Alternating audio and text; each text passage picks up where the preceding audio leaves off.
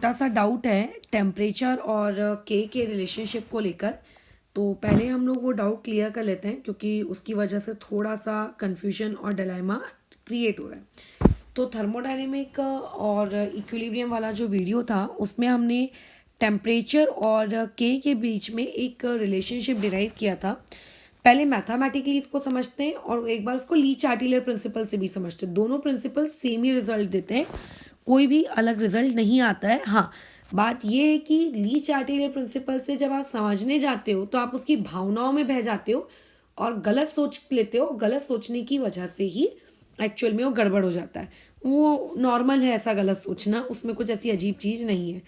तो देखो, हमने जो इक्वेशन डिराइव की थी वो क्या थी, लॉग बेस 10 K2/K1, ठीक है, और इक्वल्स टू में डेल्टा एच अपॉन में 2.303 RT ऐसी कुछ था, ठीक है, और ब्रैकेट में 1/T2 माइनस 1/T1, मतलब ऐसी 1/T1 माइनस T2 ये था, ठीक है। ये क्वांटिटी तुम्हारे पास थी।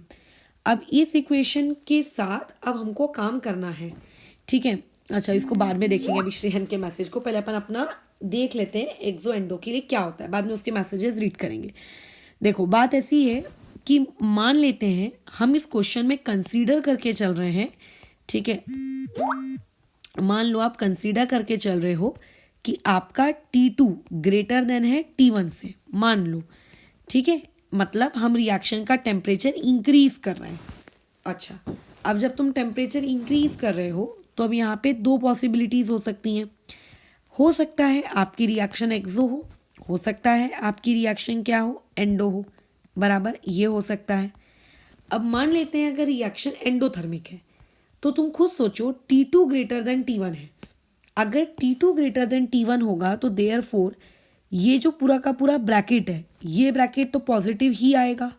इस पे तो किसी को दिक्कत नहीं है। क्यों? क्योंकि ब्रैकेट को अगर सिंप्लीफाई करोगे तो न्यूमरेटर में T2 माइनस T1 अपॉन में T1 इंटू T2 क्रिएट होगा।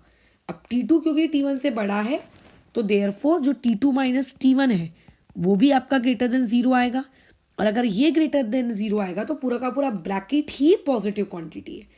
अब मानकर चलो कि जो तुम्हारा डेल्टा एच है वो भी पॉजिटिव हो गया। क्यों डेल्टा एच क्यों पॉजिटिव हुआ? क्योंकि रिएक्शन एंडोथर्मिक है।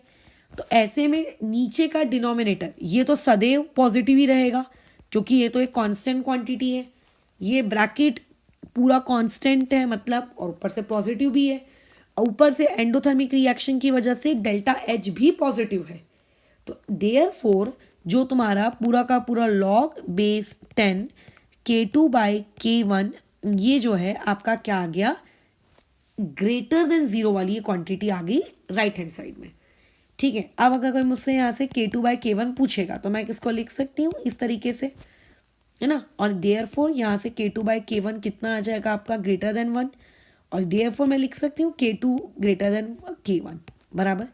इससे क्या शिक्षा मिलती है कि जब जब, ठीक है, वेन एवर आपका T2 ग्रेटर देन क्या होगा, T1 होगा, एंड आपकी जो रिएक्शन है वो रिएक्शन क्या होगी, एंडो होगी, तो तब तब आपका K2 ग्रेटर देन K1 आएगा। यानी कि टेम्परेचर बढ़ाने से K बढ़ता है फॉर एंडोथर्मिक रिएक्शन।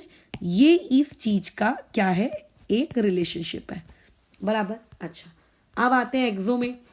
पूरी दुनिया जानती है एक्सो के लिए डेल्टा एच क्या होता है, निगेटिव होता है। अब देखो, अब आपका ये जो ब्रैकेट है ये ब्रैकेट तो पॉजिटिव रहेगा, नीचे का डिनोमिनेटर भी पॉजिटिव रहेगा, लेकिन ऊपर का जो ये न्यूमरेटर है डेल्टा एच वो निगेटिव आ गया।